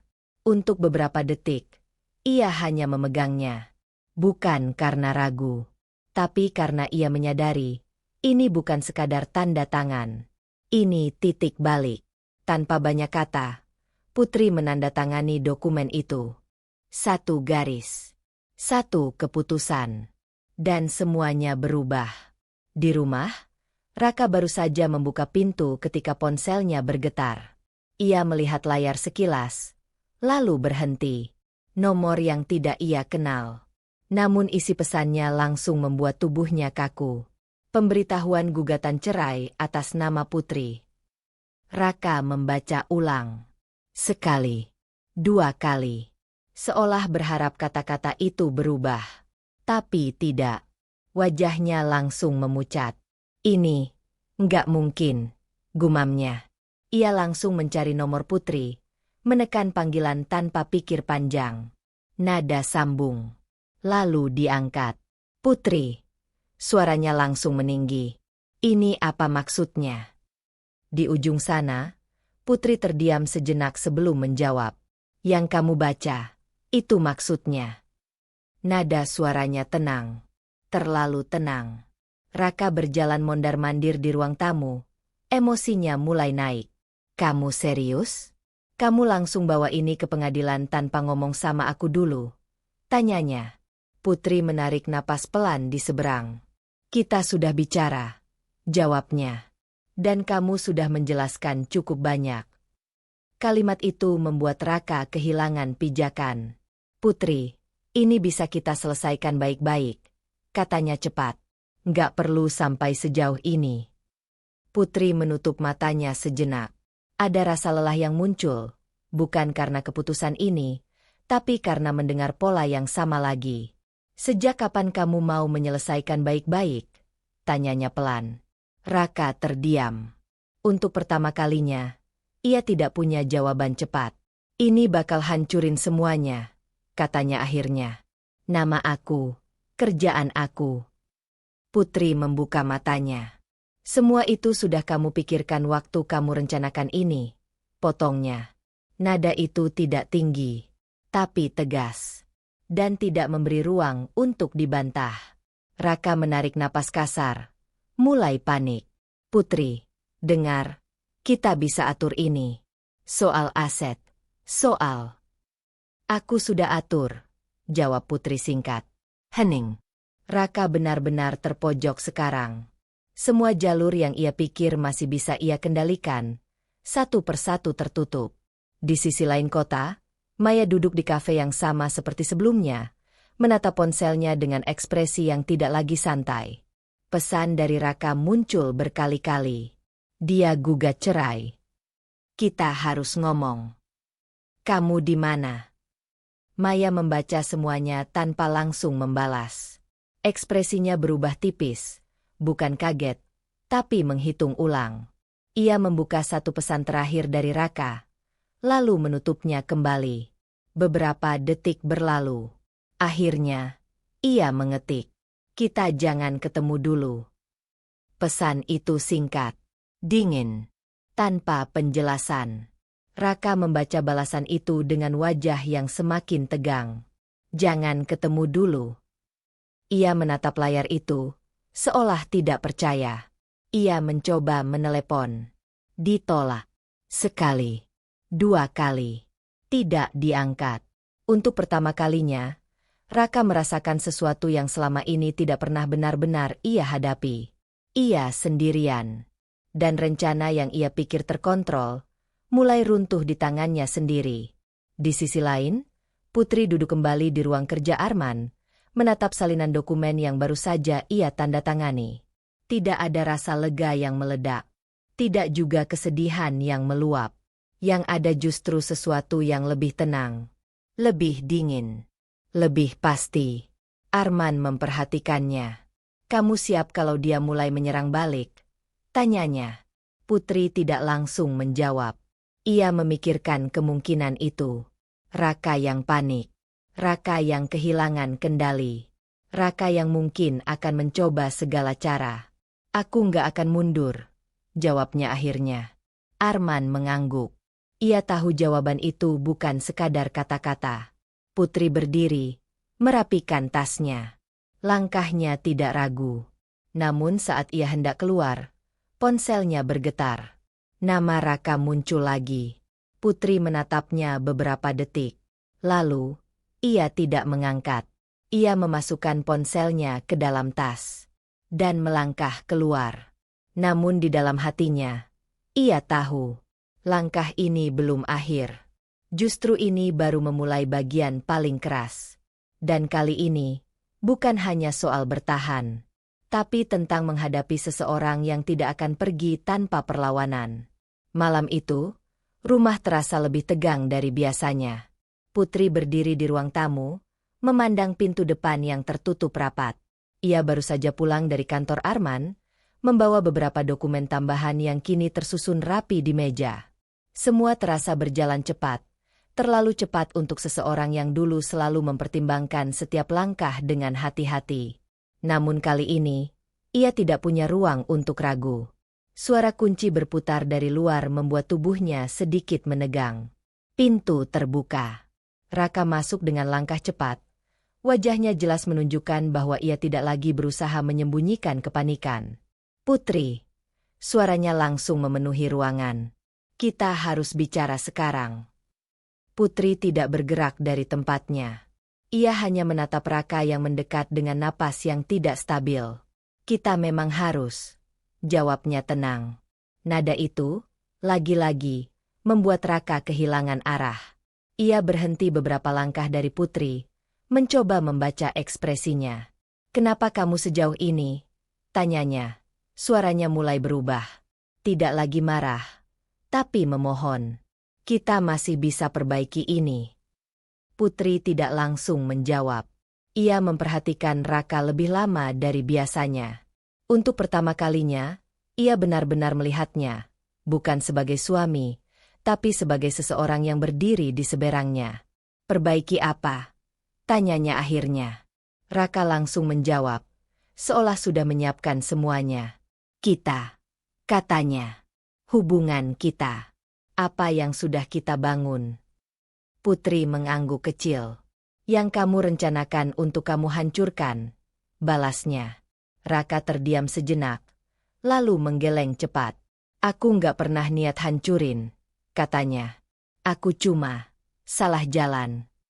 Putri menatapnya tanpa ekspresi. "Kamu punya banyak pilihan sebelum sampai ke situ," jawabnya. Raka melangkah lebih dekat. "Putri, aku minta maaf," katanya. Kali ini lebih tulus terdengar. "Aku panik. Aku merasa kehilangan diri aku sendiri." Kalimat itu sempat menggoyahkan sesuatu di dalam Putri. Bukan karena ia percaya, tapi karena ia mengenali nada itu. Nada yang dulu sering ia dengar ketika Raka benar-benar jujur. Namun kali ini, Putri tidak membiarkan dirinya terjebak. "Dan kamu memilih menghancurkan aku untuk menemukannya lagi?" tanyanya pelan. Raka terdiam. Beberapa detik berlalu sebelum ia mencoba lagi. "Kita punya banyak kenangan," katanya, suaranya melembut. "Kita mulai dari nol. Kamu ingat waktu kita belum punya apa-apa?" Putri menutup matanya sejenak. Tentu ia ingat. Semua itu nyata. Semua itu pernah berarti. Namun justru karena itu, luka ini terasa lebih dalam. "Justru karena aku ingat," jawab Putri perlahan sambil membuka mata. "Aku tahu kapan semuanya mulai berubah." Raka menelan ludah. Ia mulai kehabisan cara. "Putri, tolong," katanya. Kali ini benar-benar memohon. "Cabut gugatan itu. Kita bisa mulai lagi." "Hening." Putri tidak langsung menjawab. Ia memandang Raka cukup lama, seolah benar-benar mempertimbangkan. Dan untuk sesaat, waktu terasa berhenti. Namun kemudian, ia menggeleng pelan. "Enggak." Satu kata itu jatuh dengan tegas. Tidak keras, tapi final. Raka terlihat seperti kehilangan pijakan. "Kenapa?" Suaranya pecah. "Aku sudah minta maaf." Putri menarik napas dalam. "Karena ini bukan cuma soal maaf," katanya. "Ini soal pilihan yang kamu buat dengan sadar." Raka mulai terlihat frustrasi. "Aku bisa berubah," katanya cepat. "Aku bisa benerin semuanya." Putri menggeleng lagi. "Perubahan itu harusnya terjadi sebelum kamu merencanakan ini semua," jawabnya. Hening kembali. Kali ini lebih berat. Putri kemudian berjalan menuju meja, mengambil satu map, lalu meletakkannya di depan Raka. "Semua yang masih atas nama aku, sudah aku amankan," katanya. "Yang atas nama bersama, sedang diproses." Raka menatap map itu tanpa menyentuhnya. Wajahnya berubah. Bukan lagi sekadar panik, tapi takut kehilangan. "Kamu serius mau ambil semuanya?" tanyanya. Putri menatapnya lurus. "Aku ambil yang memang milikku," jawabnya. Nada itu tidak memberi ruang untuk negosiasi. Raka mundur selangkah. Untuk pertama kalinya, ia benar-benar terlihat kalah. "Jadi ini akhir?" tanyanya pelan. Putri tidak langsung menjawab. Ia berjalan ke arah pintu depan, lalu membukanya. Udara malam masuk, dingin dan sunyi. Putri menoleh ke arah Raka. "Keluar," katanya. Raka terdiam. Putri. Keluar. Ulangnya, kali ini lebih tegas. Raka menatapnya, mencoba mencari celah terakhir. Tapi tidak ada. Tidak ada emosi yang bisa ia sentuh. Tidak ada keraguan yang bisa ia manfaatkan. Yang ada hanya keputusan. Perlahan, Raka mengambil langkah. 1, 2. Hingga akhirnya ia berdiri di ambang pintu. Ia berhenti sejenak. Menoleh. Tapi Putri tidak mengubah ekspresinya. Akhirnya, Raka keluar. Pintu tertutup. Dengan satu gerakan yang tegas. Klik. Sun. Putri berdiri di sana beberapa detik. Tangannya masih digagang pintu. Napasnya perlahan kembali teratur. Ia tidak menangis. Tidak juga merasa lega sepenuhnya. Yang ia rasakan adalah sesuatu yang lebih dalam. Sebuah batas yang akhirnya ia tegakkan. Namun saat ia berbalik kembali ke dalam rumah, pikirannya tidak berhenti. Karena ia tahu, mengusir Raka dari rumah bukan akhir. Masih ada proses. Masih ada pertarungan. Dan untuk pertama kalinya, Putri menyadari satu hal yang tidak bisa ia abaikan. Ia sekarang benar-benar sendirian dalam keputusan ini. Dan tidak ada jalan untuk kembali. Suara pintu yang tertutup semalam masih terasa menggema di dalam kepala Putri. Ia berdiri cukup lama setelah Raka pergi, seolah tubuhnya masih menyesuaikan diri dengan kenyataan baru, bahwa rumah itu kini benar-benar hanya miliknya. Tidak ada langkah kaki lain. Tidak ada suara yang harus ia tunggu. Tidak ada lagi seseorang yang diam-diam menyusun rencana di belakangnya. Namun keheningan itu tidak langsung terasa menenangkan. Ada ruang kosong yang muncul. Dan untuk pertama kalinya sejak semua ini terjadi, Putri membiarkan dirinya duduk di sofa tanpa melakukan apapun. Tidak membuka dokumen. Tidak memikirkan strategi. Tidak menahan perasaan. Matanya terarah ke foto yang sebelumnya ia balik. Perlahan, ia berdiri dan mendekat. Tangannya menyentuh bingkai itu. Ia ragu sejenak. Lalu membaliknya kembali. Foto itu kembali menghadap keluar. Ia melihat dirinya dan Raka di dalamnya. Tersenyum, tanpa tahu apa yang akan terjadi di masa depan. Putri menatap cukup lama. Bukan dengan harapan. Bukan juga dengan kebencian. Tapi dengan penerimaan yang perlahan terbentuk. Itu pernah nyata. Gumamnya pelan. Dan itu cukup. Ia tidak lagi merasa perlu menghancurkan semua kenangan untuk bisa melangkah maju. Pagi datang dengan cahaya yang lebih terang dari biasanya. Putri bangun tanpa beban yang sama seperti hari-hari sebelumnya. Bukan berarti semuanya sudah selesai. Proses hukum masih berjalan. Luka masih terasa. Tapi ada sesuatu yang berubah dalam dirinya. Ia tidak lagi menunggu. Ia mulai bergerak. Di meja makan, ponselnya bergetar. Pesan dari Arman. Proses sudah masuk tahap awal. Posisi kamu kuat. Kita lanjut sesuai rencana. Putri membaca pesan itu, lalu membalas singkat. Terima kasih. Lanjutkan. Tidak ada lagi rasa takut seperti sebelumnya saat menghadapi proses hukum. Yang ada justru rasa tenang, karena ia tahu, kali ini ia tidak berjalan tanpa arah. Beberapa saat kemudian, pesan lain masuk. Dari Dina. Lagi kosong? Aku bisa mampir. Putri tersenyum tipis. Iya, balasnya.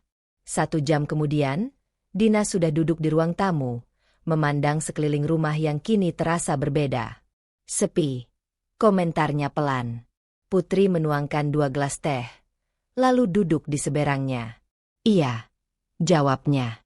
Dina memperhatikan wajah Putri lebih lama. Apa kamu baik-baik saja? Tanyanya. Putri tidak langsung menjawab. Ia memikirkan pertanyaan itu dengan jujur. Aku nggak hancur, katanya akhirnya. Tapi juga belum sepenuhnya sembuh. Dina mengangguk. Itu jawaban yang ia harapkan. Dan itu normal, katanya. Putri tersenyum kecil. Dulu aku pikir, kalau hubungan rusak, berarti aku gagal, lanjut Putri. Tapi sekarang, Aku mulai ngerti, nggak semua yang berakhir itu kegagalan. Dina menyandarkan tubuhnya, mendengarkan. Kadang itu, cara kita berhenti menyakiti diri sendiri, tambah Putri. Kalimat itu menggantung di udara. Dina tidak langsung menanggapi. Ia tahu, Putri tidak sedang mencari jawaban. Ia sedang menyusun pemahaman baru. Aku sempat nyalahin diri sendiri, lanjut Putri. Karena terlalu percaya, terlalu kasih ruang. Dina menatapnya lebih dalam. Dan sekarang? Tanyanya. Putri menarik napas pelan. Sekarang aku tahu, percaya itu bukan salah, jawabnya. Yang salah itu kalau aku terus bertahan di tempat yang jelas-jelas merugikan aku. Hening sejenak. Namun kali ini, hening itu terasa lebih ringan. Dina tersenyum. Akhirnya kamu ngomong itu juga, katanya. Putri tertawa kecil, ringan, sesuatu yang sudah lama tidak ia rasakan. Untuk beberapa saat, mereka hanya duduk, menikmati ketenangan yang tidak lagi terasa menekan. Sore hari, setelah Dina pulang, Putri berdiri di depan cermin di kamarnya. Ia memperhatikan dirinya sendiri. Wajah yang sama, tapi dengan sesuatu yang berbeda. Bukan karena semua masalah sudah selesai, tapi karena ia sudah berubah cara melihat dirinya. Dulu, ia melihat dirinya sebagai seseorang yang harus menjaga semuanya tetap utuh. Sekarang, ia melihat dirinya sebagai seseorang yang berhak memilih apa yang layak dipertahankan. Putri meraih tasnya. Ada satu tempat yang ingin ia datangi. Bukan untuk mencari jawaban, tapi untuk menutup sesuatu dengan caranya sendiri. Ia kembali ke area parkiran kantor, tempat semuanya terbuka. Putri berdiri di sana, mengingat malam itu. Mobil, suara, dan keputusan yang mengubah hidupnya. Ia tidak merasakan sakit yang sama seperti sebelumnya. Yang ada justru kejelasan. Ia sudah melewati titik itu. Dan ia tidak akan kembali ke sana sebagai orang yang sama. Ponselnya bergetar sekali lagi. Pesan dari Arman. Kalau kamu siap, kita bisa lanjut ke tahap berikutnya minggu depan. Putri membaca pesan itu. Lalu menatap sekelilingnya sekali lagi. Aku siap, balasnya. Ia memasukkan ponselnya kembali ke tas. Dan untuk pertama kalinya sejak semua ini dimulai, Putri melangkah pergi tanpa membawa beban yang sama. Bukan berarti luka itu hilang. Tapi ia tidak lagi membiarkannya menentukan arah hidupnya. Di dalam dirinya, ada satu keputusan yang kini benar-benar utuh. Ia akan melanjutkan hidupnya. Bukan sebagai korban dari masa lalu. Tapi sebagai perempuan yang akhirnya memilih dirinya sendiri. Dan kali ini, ia tidak akan kembali kehilangan itu lagi. Kalau kamu berada di posisi Putri, apakah kamu akan melakukan hal yang sama, atau memilih jalan berbeda? Cerita ini mengingatkan kita bahwa cinta tanpa batas bisa berubah jadi luka, tapi keberanian untuk memilih diri sendiri adalah bentuk cinta yang paling kuat. Jangan lupa like kalau cerita ini menyentuh hatimu. Tulis di komentar, kamu tim bertahan atau tim berani pergi?